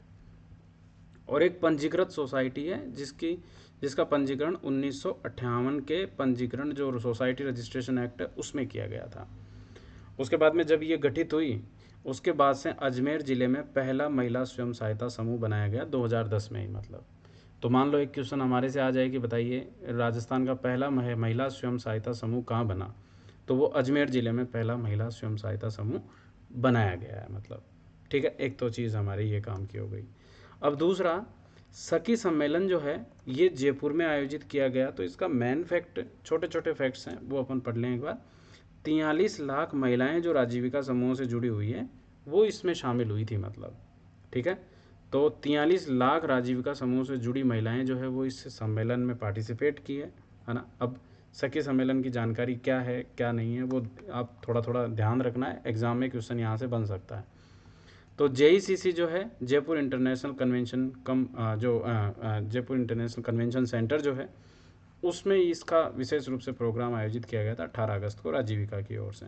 गहलोत साहब भी इसमें पार्टिसिपेट करे थे। मतलब राजीविका के अंतर्गत 360 लाख 3.6 लाख समूहों की जो है वो गठन कर 43 लाख महिलाओं को जो है वो जोड़ा गया था। तो उन्हीं 43 लाख महिलाओं से जुड़ी हुई जो है वो विशेष रूप से महिलाएं यहाँ पर शामिल हुई थी। ठीक है, एक तो ये हो गई। अब योजनाओं का शुभारंभ की अगर अपन बात करें तो कौन कौन सी योजनाएं इसमें शुरू की गई, तो एक योजना तो की गई समर्थ सखी योजना। दूसरी योजना यहाँ शुरू की गई थी इंदिरा गांधी रसोई योजना ग्रामीण की, और इसमें सरकार ने कहा कि ग्रामीण लेवल की जो योजनाएं हो, जो इंदिरा गांधी रसोई योजना जो होगी ना, उसका संचालन राजीविका के माध्यम से करवाएंगे। ठीक है, एक यहाँ पर शुरू की गई एकीकृत खेती क्लस्टर कार्यक्रम, जो महिला किसानों को आत्मनिर्भर बनाने के लिए विशेष रूप से कार्यक्रम है। और एक डिजिटल सखी योजना है, जो महिलाओं को डिजिटल प्रशिक्षण देने के लिए शुरू की जाएगी। तो समर्थ सखी योजना, इंदिरा रसोई योजना, एकीकृत खेती क्लस्टर कार्यक्रम और डिजिटल सखी योजना, ऐसी 4 योजनाओं का सरकार ने यहाँ से शुभारंभ किया 18 तारीख को। फिर उसमें सरकार ने क्या बोला कि विशेष रूप से जो स्कूटी रहेगी ना, जैसे समर्थ योजना के माध्यम से सरकार क्या करेगी कि हम स्कूटी पर क्या करेंगे कि कोई भी महिला अगर स्कूटी खरीदना चाहती है तो हम उसे 0% ब्याज दर पर जो है वो लोन प्रोवाइड करवा देंगे। अगर वो लोन लेना चाह रही है तो लोन ले लो, हम स्कूटी के लिए आपको कंप्लीट फ्री इंटरेस्ट पे लोन प्रोवाइड करवाएंगे। मतलब ठीक है। उड़ान योजना के बारे में सरकार ने कहा कि अब सैनिटरी नैपकिन्स की पूरी सप्लाई जो है वो राजीविका के माध्यम से ही किया जाएगा। यानी कि महिलाओं को सशक्त बनाने का सरकार का एक बहुत अच्छा प्रयास है कि अब सैनिटरी नैपकिन्स राजीविका के माध्यम से बनेगी। SSG सेल्फ हेल्प ग्रुप्स जो है वो सैनिटरी नैपकिन्स बनाएंगे और उन्हें वितरित किया जाएगा। तो उड़ान योजना के तहत जो 12, तो हम बाहर के प्राइवेट एजेंसी से क्यों खरीदें जब हमारी महिलाएं काम कर रही है। तो इंदिरा रसोई योजना के लिए कहा कि 1000 रसोइयों का संचालन किया जाएगा और वो सब राजीविका के स्वयं सहायता समूह ही करेंगे। मतलब ठीक है। तो जैसे आप ये देख रहे होंगे, सखी सम्मेलन के दौरान जो है वो कार्यक्रम और कुछ गतिविधियां हुई। महिलाओं को आवागमन की सुगमता के लिए समर्थ सखी योजना और स्कूटी के लिए जो है वो 0% इंटरेस्ट पर लोन मिल जाएगा। महिला किसानों को आत्मनिर्भर बनाने के लिए एकीकृत कृषि कार्यक्रम, बीज से बाजार तक, खेत से खलिहान तक, ये कार्यक्रम शुरू किया गया। राजीविका कम्युनिटी कैडर की उत्कृष्ट सामाजिक सेवाओं के लिए विशेष रूप से पुरस्कार वितरण किया गया। और भी कई सारी गतिविधियां जो है वो इसमें की गई थी, लेकिन ये महत्वपूर्ण गतिविधियां हैं। समर्थ सखी योजना, स्कूटी के लिए लोन, इंदिरा रसोई योजना जो ग्रामीण 1000 को राजीविका संचालित करेगा। एकीकृत खेती क्लस्टर कार्यक्रम जो है महिलाओं को आत्मनिर्भर बनाने के लिए, बाजार से खेत, खेत से कल्याण, ऐसा है ना। और डिजिटल सखी जो है वो डिजिटल प्रशिक्षण के लिए। इसमें एक प्रदर्शनी आयोजित की गई, वो थी शाबाश सखी प्रदर्शनी। ठीक है। तो शाबाश सखी एक्चुअली क्या है कि SSG के द्वारा लगाई गई एक प्रदर्शनी थी, जिसमें जो भी SSG काम कर रहे हैं, जो प्रोडक्ट बनाया जा रहा है सेल्फ हेल्प ग्रुप्स के माध्यम से, तो वो प्रदर्शनी JECC में लगी थी। मतलब तो उसका गहलोत साहब ने विजिट किया, उसमें सारे प्रोडक्ट्स को देखा कि क्या क्या प्रोडक्ट्स बनाए जा रहे हैं। मतलब तो ये शाबाश सखी प्रदर्शनी थी मतलब इसमें। ठीक है, ये हुआ सखी सम्मेलन के दौरान, मतलब है ना, अपने राजस्थान में। तो ये याद रखना। अब लास्ट वाले अपन ने वीडियो में एक चीज़ डिस्कस की थी कि राजीविका सेल्फ हेल्प ग्रुप्स के जो उत्पाद हैं उनकी मार्केटिंग और ब्रांडिंग करवाने के लिए 4 संस्थानों के साथ में MOU साइन कर गया है।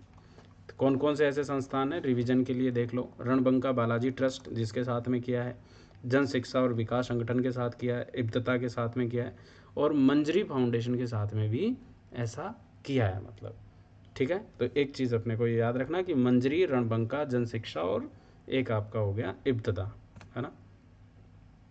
अब सरकार का प्लान क्या है, अगला है कार्यक्रम है राजस्थान मिशन 2030। राजस्थान मिशन 2030 का क्या उद्देश्य है एक बार ये समझ लें, फिर उसके बाद में ये अपना वीडियो अपन आज के लिए यहाँ ख़त्म कर देंगे। फिर नेक्स्ट जो पार्ट 2 रहेगा उसमें अपन चीज़ों को डिस्कस करेंगे, फिर बाकी और बची हुई सारी बातें। ठीक है। तो राजस्थान मिशन 2030 का क्या टारगेट है, सुनना ध्यान से। देखो सरकार क्या कह रही है पंपलेट में कि हम 5 साल में, पिछले जो 5 साल थे उसमें हमारी ग्रोथ रही 4 गुना। मतलब अब आने वाले जो 7 साल हैं 2030 तक, उसमें हम ग्रोथ लेकर आएंगे 10 गुना। तो एक तो 10 गुना ग्रोथ का सरकार ने टारगेट रखा है, मतलब पहला पॉइंट तो ये है। दूसरा, सरकार क्या कह रही है कि हम क्या करेंगे, इस ग्रोथ को बढ़ा के, मतलब 2030 तक जो हम 10 गुना करेंगे ना, तो अभी हमारी इकोनॉमी जो है वो है 14.14 लाख करोड़ की। ठीक है, ये हमारी जीडीपी है, मतलब अभी इस जीडीपी को हम लेकर जाएंगे 35.71 लाख करोड़ पर, और ये बढ़ेगी 14 से बढ़ा के हम इसको कहाँ ले जाएंगे, 2.5 गुना, मतलब। ठीक है, ये ध्यान रखना, हमारी प्रगति को हमें 10 गुना ले जाना है, मतलब, है ना। यहाँ अपने आप में इम्पोर्टेंट पॉइंट है, ध्यान से ध्यान रखना इस चीज़ का ना। देखो, प्रत्येक राजस्थानी से आग्रह है कि वर्ष 2030 तक राजस्थान की प्रगति की गति 10 गुना बढ़ाकर हर क्षेत्र में देश में प्रथम राज्य बनाना है हमें। एक तो पॉइंट ये हो गया कि प्रगति 10 गुना करनी है अपने को, हमारी विकास जो है वो 10 गुना करना है, लेकिन हमारी जीडीपी जो है वो 2.5 गुना करनी है। तो 14.14 लाख करोड़ से जो है वो 35.71 लाख करोड़ 2.5 गुना ही होगा, मतलब, है ना। तो वो हमें 2.5 गुना करना है, मतलब जीडीपी को। ठीक है, यहाँ लिखा है कि वर्ष 2030 तक करीब 2.5 गुना बढ़ाकर 35.71 लाख करोड़ रुपए तक ले जाने का हमने लक्ष्य रखा है। वर्ष 2018-19 में हमारी अर्थव्यवस्था करीब 9.11 लाख करोड़ की थी, मतलब, जो आज करीब 14.14 लाख करोड़ की हो चुकी है। ठीक है, ये इंपॉर्टेंट बात है ना, यहाँ से क्वेश्चन बन सकता है। अब देखो, सरकार नेक्स्ट पॉइंट में क्या कह रही है कि हमारा करंट में जो सकल घरेलू उत्पाद जो है ना, वो 11.04% के साथ, उस वृद्धि दर के साथ में, मतलब जीडीपी की वृद्धि दर, देश में दूसरे स्थान पर है। अब एक बार अपन जो है वो ऑफिशियल डाटा से देखते हैं, इकोनॉमिक रिव्यू के हिसाब से। देखो, अभी हमारी प्रचलित कीमतों पर जो इकोनॉमी है, जीडीपी जो है, मतलब जिसे जीएसडीपी बोलते हैं अपन, ठीक है, ये हमारी 14.14 लाख करोड़ है। ये बात ठीक है बिल्कुल, यानी कि 14.14 लाख करोड़, या आप 14-13-620 करोड़ ऐसे भी याद रख सकते हो, 14,13,620 करोड़ रुपए, इस तरीके से भी याद रख सकते हो। आप 14.14 याद रखोगे ज़्यादा ठीक है। ये बढ़ के आई थी आपके 12.18 लाख करोड़ से। ठीक है, और जबकि अपन स्थिर कीमतों पर देखें, ये तो थी प्रचलित कीमतों की, जब अपन स्थिर कीमतों की देखेंगे तो वो 7.39 लाख करोड़ से बढ़ के जो है वो 7.99 लाख करोड़ हो गई। हकीकत में रियल इकोनॉमी यही है, और ये है नॉमिनल, मतलब। ठीक है, क्योंकि इसमें महंगाई का प्रभाव भी हमें देखने को मिलता है, जबकि इसमें ऐसा नहीं है, ये रियल है, मतलब। ये थी 7.99 लाख, यानी कि 8 लाख करोड़ अपन बोल सकते हैं। ठीक है, अब ये जो वृद्धि दर हुई थी ना प्रचलित कीमतों पर, यह है 16.04% की, और स्थिर कीमतों पर जो वृद्धि दर हुई है बढ़ के 7.39 से 7.99 हुई है, ये है 8.19% की, मतलब। जबकि आप CAGR देखोगे तो CAGR यानी कि कंपाउंड एनुअल ग्रोथ रेट जो है 18-19 से लेके 22-23 की जो कंपाउंड एनुअल ग्रोथ रेट है वो है 11.59% की, और इधर की तरफ है ये आपके 5.5% की, मतलब 11.5 और 5.5 आप ध्यान रख सकते हो। सरकार ने क्या गलती कर दी, सकल घरेलू उत्पाद में 11.04% की दर के साथ में राज्य दूसरे स्थान पर है, ये सरकार बता रही है। अब ये सरकार ने ऐसा क्यों बताया, राज्य दूसरे स्थान पर, तो ये बात ठीक है, लेकिन हमारा डाटा जो है वो 16.4% का है। तो अब सरकार ने उस चीज़ को क्यों बताया वो भी ध्यान से सुनना। एक्चुअली इकोनॉमी की ग्रोथ रेट जो सरकार बता रही है, ये हमने जो डाटा देखा ना, ये पूरा वाला जो अपने इकोनॉमिक रिव्यू में, ये है 2022-23 के हिसाब से, मतलब। ठीक है, यानी कि 2023 में भी दिसंबर तक का डाटा था ये। और मतलब इस डाटा को भी अपन ऐसे देखते हैं कि एग्जैक्टली ये मतलब अनुमानित डाटा है, ओरिजिनल डाटा नहीं है पूरा पूरा। तो सरकार जो अब बता रही है ना, वो कह रही है 11.04% की ग्रोथ रेट रही है हमारी। तो आप थोड़ा सा बस इतना याद रखना है कि 11.04% जो है वो सरकार ओरिजिनल डाटा की बात कर रही है, मतलब वो जो था जब इकोनॉमिक रिव्यू आया था तो उसमें पूरा फाइनेंशियल ईयर कंप्लीट नहीं हुआ, तो इसलिए उन्होंने 16.04% की बात की, लेकिन हमारी ग्रोथ रेट ये है 11.04% की। ठीक है, तो ये दोनों ही डाटा ध्यान रखना आपने को वैसे तो, पर इकोनॉमिक रिव्यू के हिसाब से हमारे क्वेश्चन आएगा तो अपने काम की चीज़ तो यही है, 16.04 ही जो ज़्यादा महत्वपूर्ण है। ठीक है, तो ये मैंने आपको समझा दिया है कि मिशन जो 2030 है इसका मेन उद्देश्य क्या है और इसकी लॉन्चिंग कब हुई थी। तो इसकी लॉन्चिंग सरकार ने किया है 22 अगस्त को, जो इम्पोर्टेंट है। 10 गुना प्रगति का लक्ष्य है, 2.5 गुना जीडीपी को बढ़ाने का लक्ष्य है। ठीक है, और 1 करोड़ प्रदेशवासियों से अब सरकार सुझाव मांगेगी और उसमें यह है कि आने वाले टाइम पे एक विज़न डॉक्यूमेंट प्रस्तुत किया जाएगा, अलग अलग समय पर सम्मेलन किए जाएंगे, संभाग स्तर पर, जिला स्तर पर, इन पर, और उस हिसाब से जो है वो 2030 की रूपरेखा जो है वो तैयार की जाएगी, मतलब। ठीक है, तो ये हो गया हमारा एक महत्वपूर्ण डाटा। यहाँ तक आपको बहुत कुछ समझ में आ गया होगा, बहुत सारी चीज़ें आपके मतलब ये है काम की है, क्वेश्चन यहाँ से पूछे जा सकते हैं, इसलिए आप अच्छे से तैयार कर लीजिए। किसी भी प्रकार का कोई भी डाउट होगा तो आप डाउट को कमेंट में यहाँ टाइप करके बता सकते हैं मुझे, जिस भी प्रकार का डाउट हो पूछ लेना, मैं वो सारे डाउट जो है वो आपके रिजॉल्व कर दूँगा, है ना। ठीक है, तो मिलते हैं फिर, धन्यवाद।